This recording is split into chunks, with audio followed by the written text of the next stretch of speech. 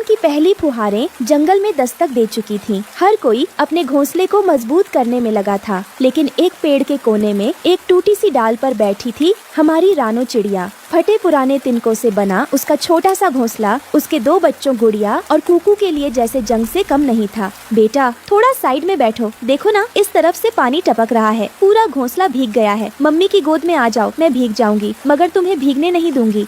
माँ, बहुत ठंड लग रही है, हवा भी अंदर आ रही है, पैर सुन्न हो रहे हैं और पेट में भी बहुत जोर से दर्द हो रहा है। जब बारिश रुक जाएगी ना माँ, तब हम खाना खाएंगे। माँ, आज कुछ खाने को मिलेगा? माँ, क्या आज भी भूखे ही सोना पड़ेगा? कल भी भूखे सोए थे। मुझे तो अब सपनों में भी खाना ही दिखता है, गरम गरम दाल भात और थोड़ी सी चटनी। माँ, तुम हमेशा कहती हो सब्र करो बेटा, लेकिन माँ, ये सब्र कब खत्म होगा? मेरे लालो, माफ कर दो माँ को, न कुछ ला सकी न तुम्हें बचा सकी इस ठंडी बारिश से। लेकिन देखना बेटा, जब ये बारिश थमेगी ना, माँ तुम्हारे लिए मिट्टी का ऐसा घर बनाएगी जिसमें न पानी घुसेगा न ठंडी हवा, और उसमें हर दिन तुम्हारी पसंद का खाना बनेगा। मगर आज माँ के पास सिर्फ अपनी ममता है, इसी से तुम्हें ढक लेती हूँ। रानो अपनी आंखों में आंसू रोकती है। वहीं कालू कौवा उड़ते हुए आता है, रानो के घोंसले के पास बैठता है। अरे रानो, ये घोंसला है या कचरे का डिब्बा? बारिश आई या तूफान, तेरे तो दोनों वक्त खराब है। रानो चुपचाप नीचे देखती है। कालू फिर से हंसता है।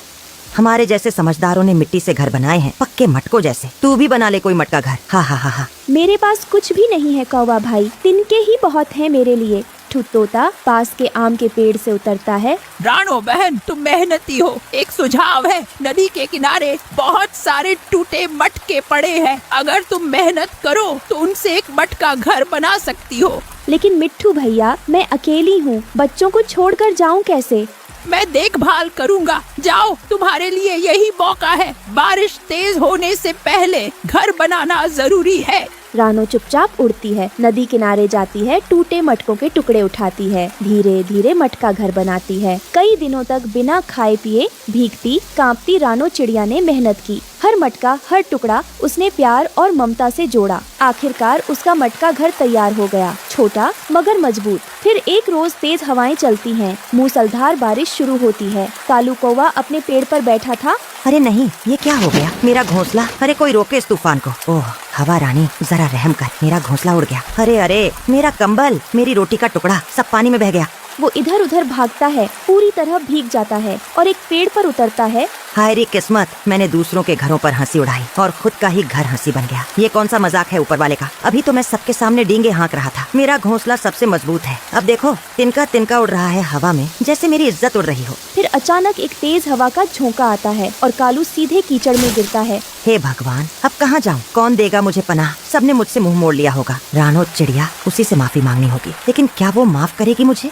बारिश जोरों से हो रही थी, बिजली कड़कती है, मिट्टी के मटके जैसा छोटा सा घर दिखता है। रानो चिड़िया और उसके दोनों बच्चे अंदर सिकुड़कर बैठे थे। तभी दरवाजे पर धीरे धीरे खटखटाहट होती है। रानो सतर्क होकर बच्चों को पीछे करते हुए बोलती है, कौन है इस तूफान में?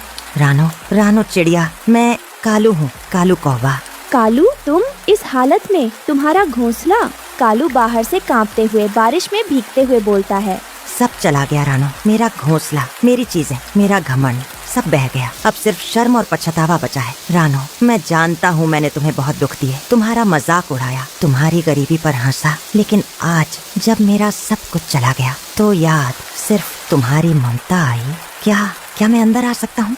रानो चुप हो जाती है। गुड़िया और कुकू माँ की ओर देखने लगते हैं। रानो थोड़ी देर सोचती है, फिर मुस्कुराती है और मिट्टी के मटके का दरवाजा थोड़ा खोल देती है।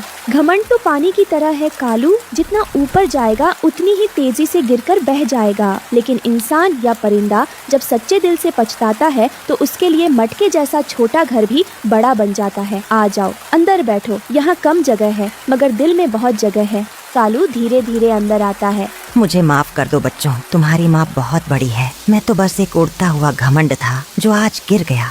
देखो बेटा, बारिश सबके लिए एक जैसी है, बस कोई उसमें भीगता है और कोई किसी को छाता बना लेता है। आज हम तीनों एक छत के नीचे हैं, शायद यही असली घर होता है।